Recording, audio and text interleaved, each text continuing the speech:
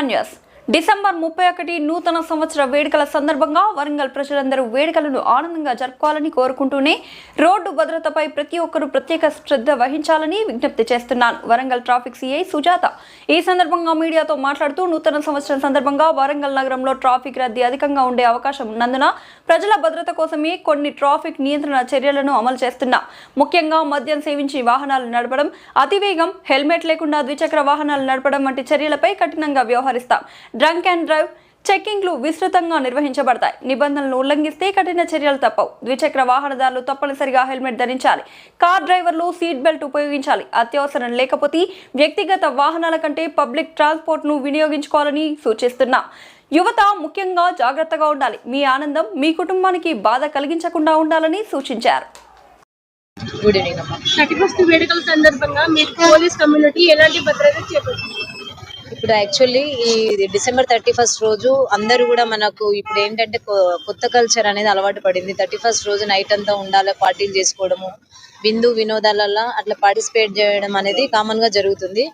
కాకపోతే ఏంటంటే దీనిలో ఎక్కువగా చాలా మంది డ్రింక్ చేస్తున్నారు. ఆ డ్రింక్ చేసి బైక్స్ కానీ కార్లు కానీ నడుపుతూ చాలా మంది చనిపోయిన సందర్భాలు ఉన్నాయి. ఎస్పెషల్లీ 31st నైట్ డిసెంబర్లో అంటే చాలా మంది రోడ్ యాక్సిడెంట్స్ కి గురవుతున్నారు. ఎందుకంటే తాగేసి ఆఫ్టర్ 12 తర్వాత డ్రైవ్ చేయడము, ఫ్రెండ్స్ తోటి అట్లా వెళ్ళడము, ఓవర్ స్పీడ్ లో వెళ్ళడము, రాంగ్ రూట్ లో వెళ్ళడము, అలాంటివి చేయడం వల్ల యాక్సిడెంట్స్ ఎక్కువ జరుగుతున్నాయి. వీళ్ళు వెళ్ళడం వల్ల వీళ్ళకు మాత్రమే కాకుండా ఎదురుగా వచ్చే వాళ్ళు అంటే మంచిగా ఉన్న వాళ్ళు కూడా వీళ్ళు హిట్ ఇచ్చేసరికి వాళ్ళ ప్రాణాలు కూడా కోల్పోవడం జరుగుతుంది. కాబట్టి ప్రతి ఒక్కరిని వాళ్ళని నమ్ముకుని వాళ్ళ కుటుంబాలు ఉన్నాయి కాబట్టి దయచేసి ఎవరు తాగొద్దు, తాగి వెహికల్స్ నడపకూడదు. ఎందుకంటే మన ప్రాణాలు చాలా ఎంతో విలువైనవి. మనం ఉండడం అనేది కూడా మన కుటుంబానికి ఎంతో ఇంపార్టెంట్. కాబట్టి మన గురించి మాత్రమే కాకుండా మన కుటుంబం గురించి ఆలోచించండి. అట్లనే తాగి బండ్లు నడపొద్దు. 4-వీలర్ నడిపేటప్పుడు కూడా సీట్ బెల్ట్ వేసుకోవాలి ఖచ్చితంగా. అట్లనే 2-వీలర్ మీద వెళ్ళేటప్పుడు హెల్మెట్స్ ధరించాలి. అట్లనే రాంగ్ రూట్ లో కూడా వెళ్ళకూడదు. ఎందుకంటే మనం అలా వెళ్తుంటే సడన్ గా మనకు కరెక్ట్ రూట్ లో వచ్చే వాళ్ళకి తెలియదు కదా మనం రాంగ్ రూట్ లో వెళ్తున్నామని. వాళ్ళు స్పీడ్ తో వచ్చినప్పుడు యాక్సిడెంట్ జరిగిన సందర్భాలు కూడా ఉన్నాయి. కాబట్టి రాంగ్ రూట్ లో వెళ్ళడము చేయకూడదు. అట్లనే ప్రతి ఒక్కరు హెల్మెట్ ధరించాలి. అలాగే కార్ అయితే కనుక సీట్ బెల్ట్ ధరించాలి. ట్రాఫిక్ రూల్స్ అనేవి పాటించాలి. ఎందుకంటే ఇప్పుడు తాగి నడిపితే కనుక పనిష్మెంట్ అనేది కఠినంగా ఉంటుంది. జైలుకు కూడా వెళ్తున్నారు. అట్లనే డ్రైవింగ్ లైసెన్స్ లేకపోయినా కూడా జైలుకి వెళ్ళడం జరుగుతుంది. అట్లనే మైనర్లు కూడా బండి నడపకూడదు. మైనర్లు కనుక బండి నడిపినట్లయితే ఆ నడిపిన వాళ్ళకి మరియు ఆ బండి ఎవరైతే ఓనర్స్ ఉన్నారో ఆ ఓనర్స్ కి కూడా జైలు శిక్ష పడే అవకాశం ఉంది. కాబట్టి ఒకప్పుడు ఉన్నట్టు కాకుండా ఇప్పుడు తాగి నడిపితే కనుక చాలా సీరియస్ గా తీసుకుంటున్నారు. అట్లనే జైలు ఒక 1 వీక్ కూడా పడే అవకాశాలు ఉన్నాయి. కాబట్టి అట్లనే ఫైన్ కూడా ఎక్కువ పడుతుంది. కాబట్టి దయచేసి అందరూ జాగ్రత్తగా ఉండండి. తాగి వెహికల్స్ నడపొద్దు.